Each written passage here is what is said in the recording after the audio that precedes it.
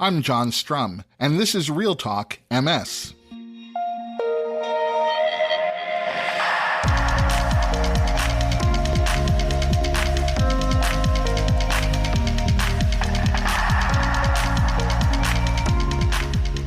It's November 14th, and we have a lot to talk about.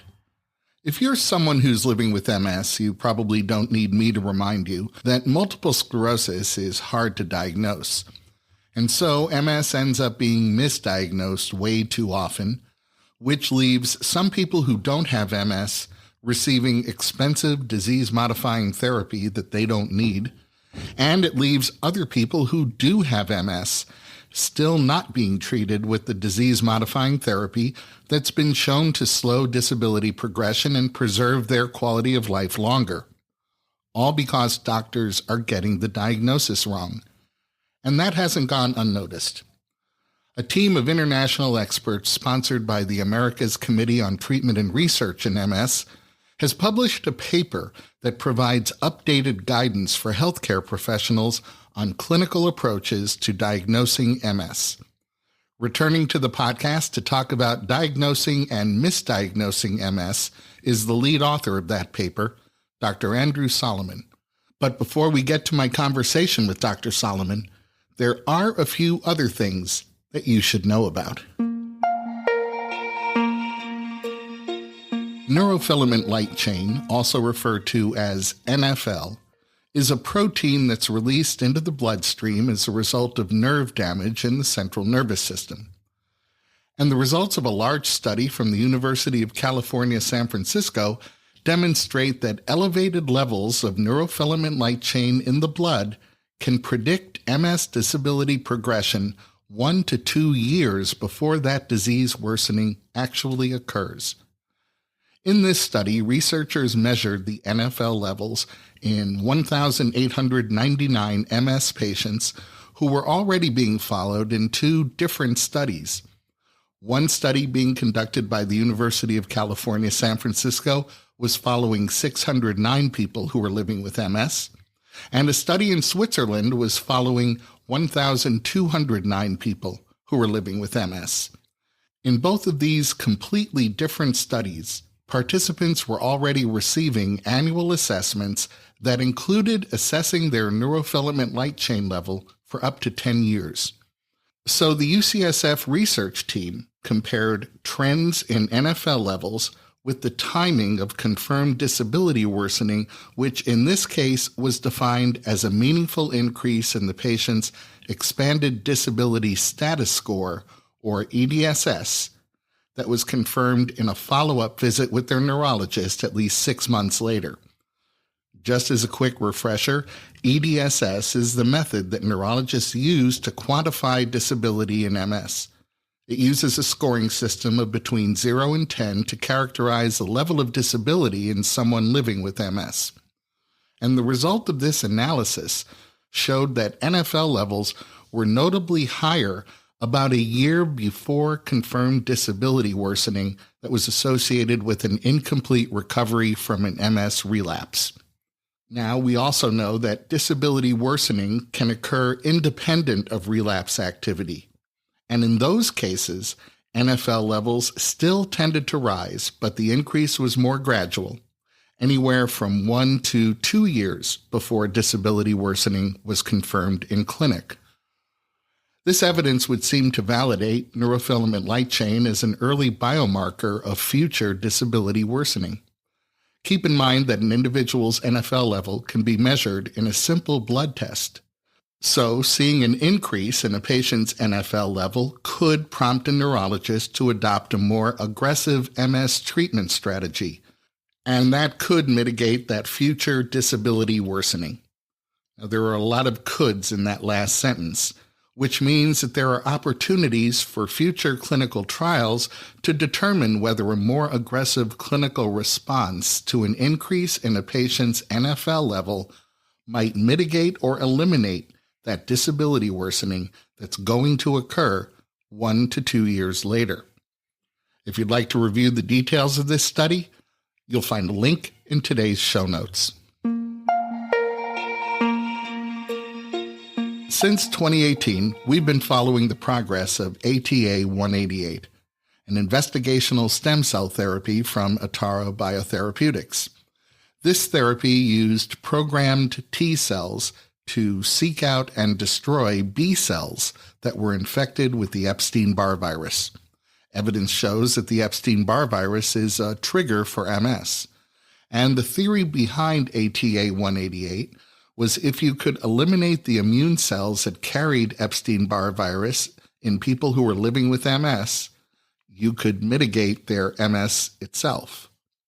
Last week, Atara Biotherapeutics reported that the Phase 2 study of ATA-188 in non-active progressive MS did not meet its primary endpoint of confirmed disability improvement at 12 months compared to placebo.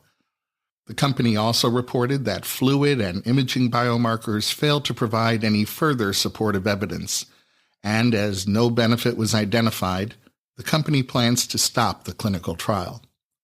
While this is a disappointing outcome, it's not to say that the research team didn't learn things from this clinical trial. To put this scenario into some context, I'll reshare my favorite story about the inventor Thomas Edison. Keep in mind that Edison made more than 10,000 attempts at inventing the electric light bulb. When someone asked Edison how he could continue his work while experiencing 10,000 failures, he said, "I didn't think of it that way. I thought I was discovering 10,000 ways not to invent the light bulb." And that's a great example of how failure still propels science forward. Now, just to be clear, this doesn't mean that the Epstein-Barr virus isn't a trigger for MS. It only means that this specific therapy, using T cells that have been programmed to kill B cells carrying the Epstein-Barr virus, does not appear to have a therapeutic effect on people already living with MS. To say that we talk a lot about MS research on this podcast would be an obvious understatement. Right now, as you're listening to this, there's remarkable research taking place in laboratories all around the world, and I try to make that often complex science more accessible by translating it into easier to understand English. But most, if not all of that research depends on you. Your participation is the engine that drives research forward. And I'm always happy to remind you of opportunities for you to participate in MS research, especially when you can participate without having to leave the comfort of your own home. So if you were born female and identify as female, and you're between the ages of 18 and 100, and you're living with MS, I have a research opportunity to share with you. NYU Langone Health is conducting a survey to understand how women living with MS would like to learn about sexual health related to their MS, with the ultimate goal of creating one or more education tools. The survey is completely anonymous and takes about 20 minutes to complete. You'll respond to questions about your current disease status, current sexual health, and your preferences regarding sexual education. You know, there just isn't much available in the way of resources that focus on MS and women's sexual health. This is your opportunity to change or at least improve that situation. So if you're interested in completing this online survey, you'll find a link in today's show notes. Evidence has shown us that starting a disease-modifying therapy early effectively slows MS disease progression.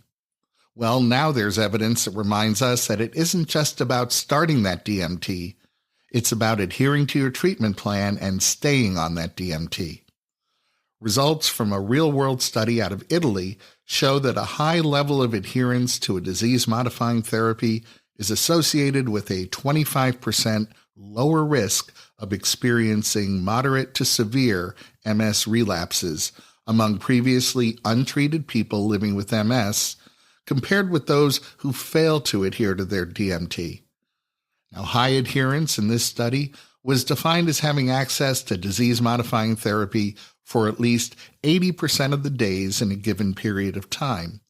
and non-adherence was defined as having access for fewer than 60% of the days in a given period of time. In this study, the research team analyzed data from 2,528 people living with MS in northern Italy who received their first prescription for disease-modifying therapy in the years 2015 through 2019.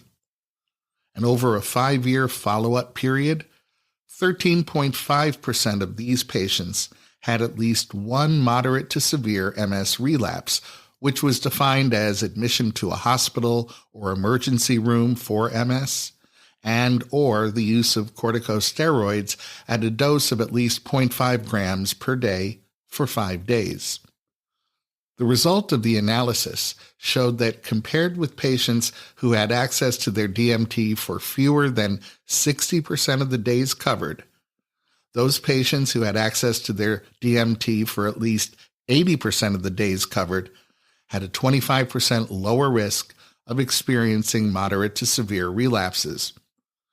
The results of this study underscore the importance of working with your neurologist or MS specialist to identify not only a disease-modifying therapy that you both expect to be effective, but one that's going to align with your preferences.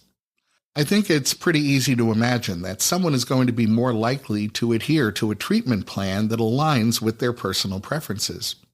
One of the things that the research team in this study noticed was that over the years of the study, again, that's 2015 through 2019, there was a growing increase in patients opting for oral or infusion DMTs, which the researchers attributed to increases in prescriptions for Tecfidera or its generics and Ocrevus. So this is where that concept of shared decision-making becomes important. Adherence to any treatment plan is going to be higher if the patient is a partner in creating that plan. So consider this one more important reason for those conversations between you and your neurologist to be dialogues and not monologues. Now, if you'd like to review the details of this study, you'll find a link in today's show notes. Starting a disease-modifying therapy early requires that you first get a reliable diagnosis. But diagnosing MS can be tricky, and delays can sometimes mean faster disability progression down the road. Joining me in a moment to talk about the new guidance for healthcare providers that's designed to make diagnosing MS more straightforward and that MS diagnosis more reliable is my guest, Dr. Andrew Solomon. I think we all grow up believing that when you're sick, you go to the doctor tells you what's wrong, and you get treated. It sounds pretty simple. But when it comes to being diagnosed with MS, it isn't always that straightforward. In 2019, Cedars-Sinai Medical Center and UCLA Medical Center, both in Los Angeles, reported that 1 in 5 patients who had been referred to Cedars-Sinai Medical Center's MS Center or UCLA's MS Center over the course of 1 year had been misdiagnosed. Now think about what that means. Imagine spending years on a disease-modifying therapy that you never needed in the first place, or knowing how important early intervention is. Imagine not receiving that disease-modifying therapy when you did need it, all because you were misdiagnosed. Joining me to shed some light on optimizing the process of diagnosing MS is Dr. Andrew Solomon. Dr. Solomon is a professor of neurological sciences and division chief of multiple sclerosis at the University of Vermont Larner College of Medicine, and he's an internationally recognized expert on MS diagnosis and misdiagnosis. Dr. Solomon was the lead author on a consensus paper written by international experts and sponsored by the America's Committee on Treatment and Research in MS. The paper provides updated guidance for healthcare professionals on clinical approaches to diagnosing MS.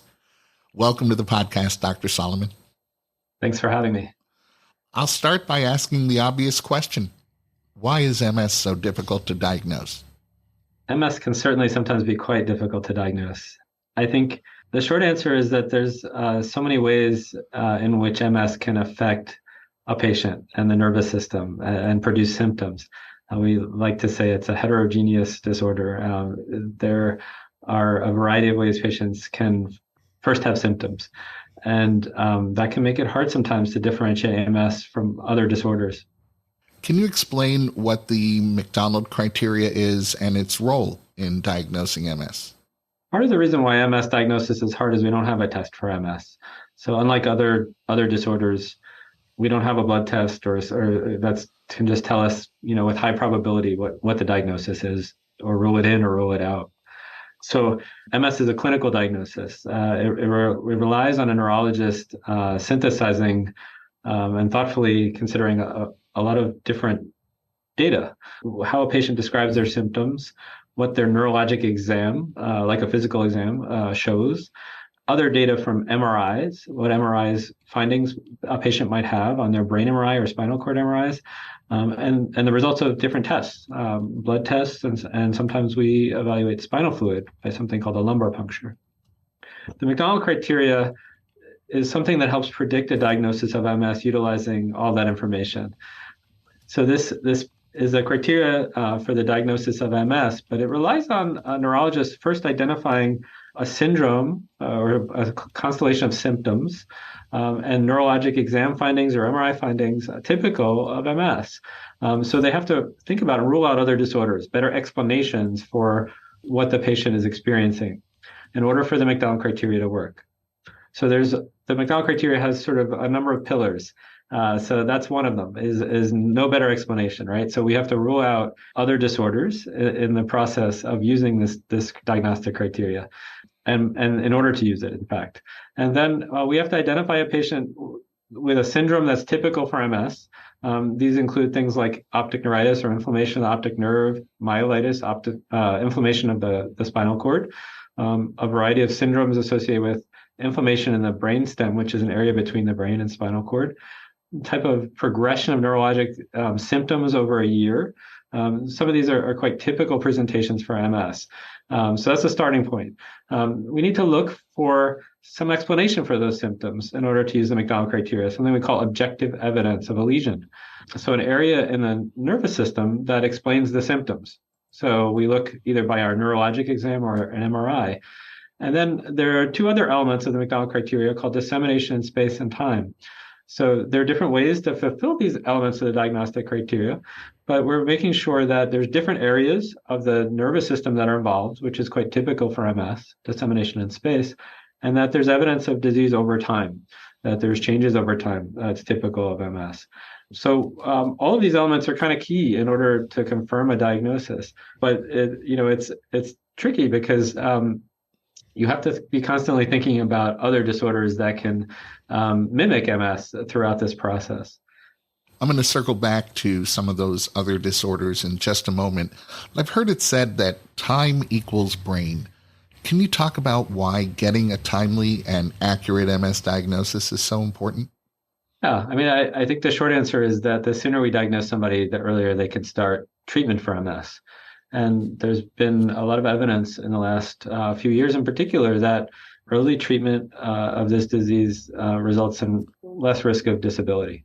So patients who are treated quite early in the disease process seem to have better outcomes short term, as well as recent data suggesting long-term outcomes. So years later, patients who receive early treatment are doing better. There's a lot of, I use this word heterogeneity or variants. Patients have different flavors or versions of MS, and it's hard to predict sometimes. And there's a lot of uncertainty, which can be quite hard for patients and doctors, quite honestly. But people are doing better than they used to. And we think part of the reason is that we were able to treat people early. And the reason why we're able to treat people early is we're able to diagnose people quite early now using these diagnostic criteria. We're able to confirm a diagnosis of MS much quicker than we used to. Well, as you mentioned a moment ago, one of the things that can make diagnosing MS tricky is that symptoms of other health conditions can mimic MS symptoms. Can you talk about some of the specific disorders that mimic MS and how they can make getting an accurate diagnosis more challenging? Sure. There's a long list, and it can be daunting sometimes to think about all the disorders that can mimic or overlap with MS. But these studies, like Dr. Casey's study that you alluded to in California, that have focused on misdiagnosis of MS, suggest that there's a lot of common disorders that are being mistaken for MS. They're not rare or sort of like very difficult to identify disorders. And these disorders are things like migraine. Migraine can cause neurologic symptoms as well as MRI abnormalities. Sometimes patients also have MRI abnormalities due to common disorders like high blood pressure or diabetes that don't explain their symptoms, but lead to misdiagnosis of MS. And in those cases, perhaps the neurologist is sort of relying too much on the MRI and not thinking enough about this idea of objective evidence we talked about, that those lesions actually correspond to the patient's symptoms. We need that in order to make a diagnosis of MS.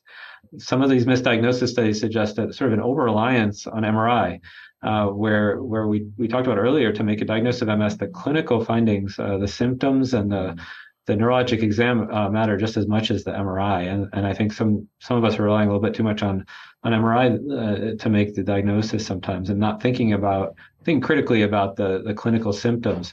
Sometimes MS can have very challenging symptoms, so it's not always easy.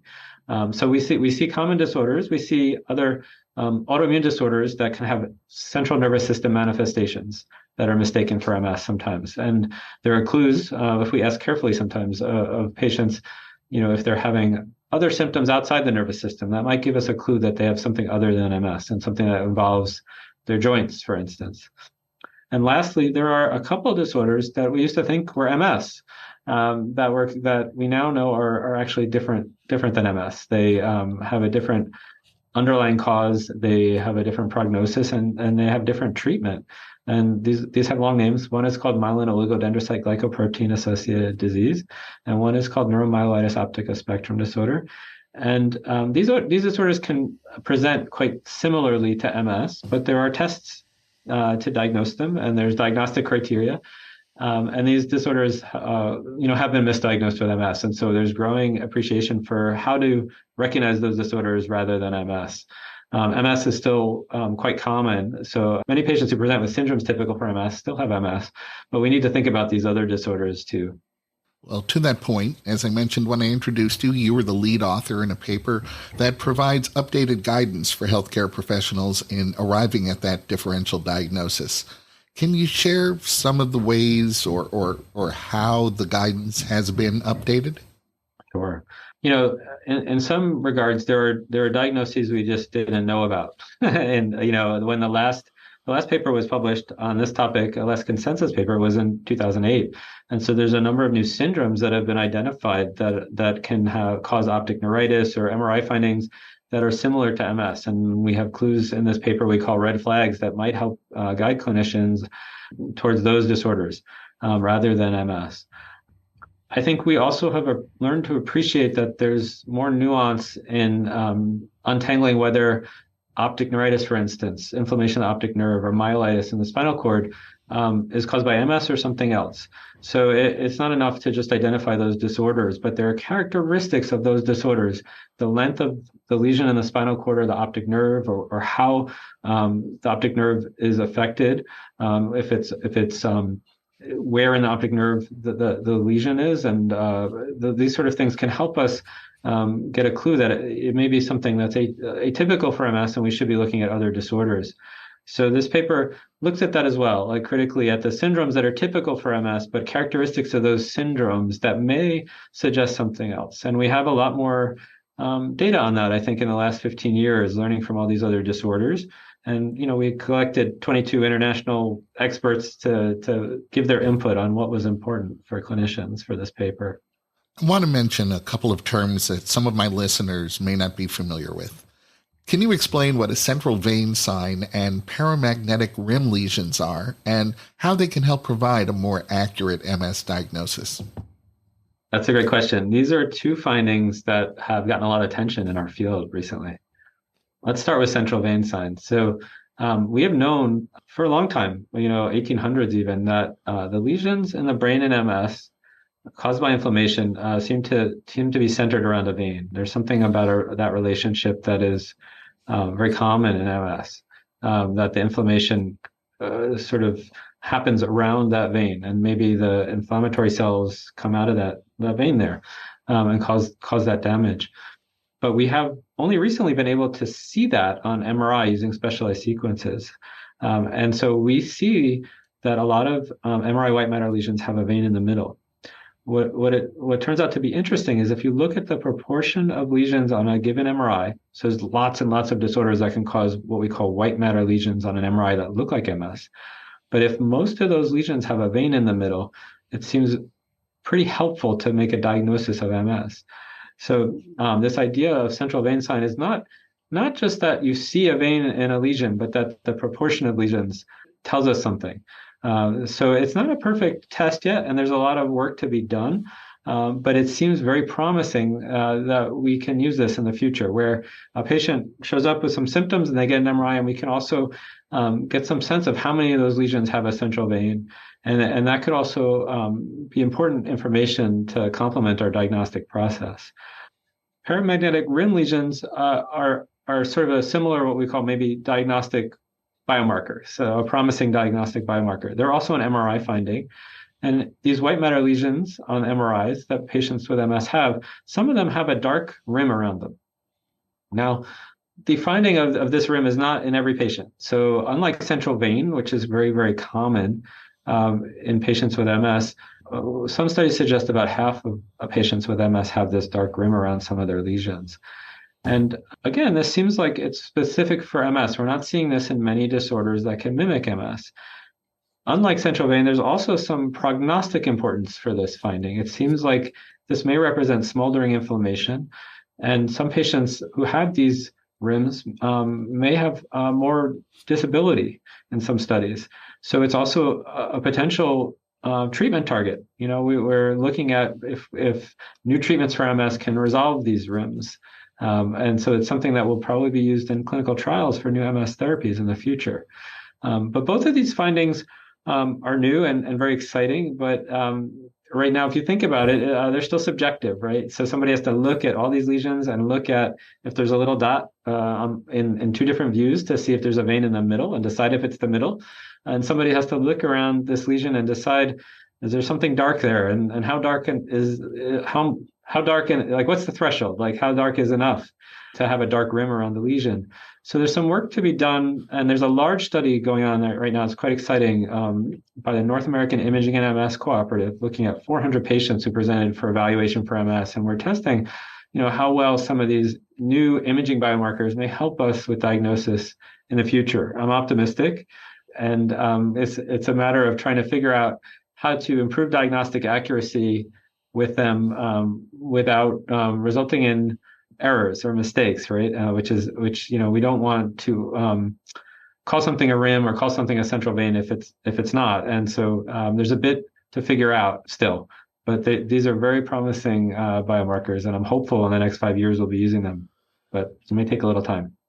Well, speaking about the next 5 years, you know, rapid advances in technology have accelerated the rate of scientific discovery in a way the world has never experienced before. The National MS Society says that we've made as much progress in understanding MS in the past 5 years than we've made in the previous 70 years.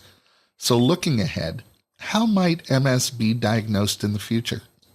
I'm hopeful that we'll have blood tests and some automated imaging assessments and maybe spinal fluid testing that can give us markers that are highly specific for MS. You know, that's something that's, as I mentioned at the beginning, is lacking in our field.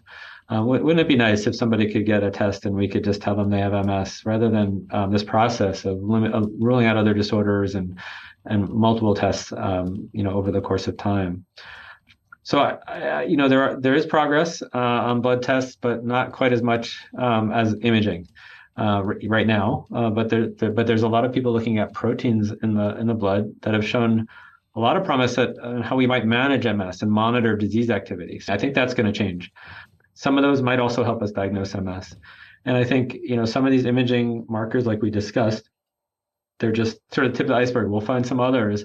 And there may be a way to use artificial intelligence, which everybody is excited about, to analyze the MRIs to give us sort of a sense of, for instance, how many lesions have a central vein. There are a number of groups working on that, or how many lesions have a rim lesion.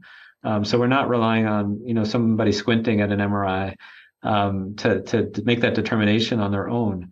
But I still think, neurologists are going to, have to, like in all of medicine, have to sort of synthesize this data and evaluate it. I don't know that a computer is going to make this diagnosis without us, because there's a lot of, as we talked about, variation in MS, and it's not easy. So I think that we're going to have some tools that are going to speed up diagnosis and help us diagnose MS more quickly, and particularly in people who have maybe presentations that are not classic or typical, and help us rule out MS and prevent misdiagnosis. I'm excited. I think there's a lot of potential for change in the next 5 to 10 years. Well, Dr. Andrew Solomon, thank you for all you do to improve the lives of people living with MS, and thanks for talking with me today. Thanks so much for having me. That's going to wrap up this episode of Real Talk MS. Real Talk MS is powered by the National MS Society. And you can share this episode of the podcast by letting your friends or family members know that all they have to do is point their web browser at realtalkms.com/324. You'll find that link in today's show notes, so you can easily copy and paste it right into an email or a text. And if you have a minute, I hope you'll visit the Apple App Store or the Google Play Store and download the free Real Talk MS app for your iOS or Android smartphone or tablet. It's the best way for us to stay connected. The app will automatically download the latest episode of Real Talk MS. You'll be able to access any of our past episodes. You'll be able to save your favorite episodes. And it's a great way for me to share bonus content with you. The app is free, so I hope you'll download it today. I'm John Strum. Thanks for listening. Stay safe and make healthy choices.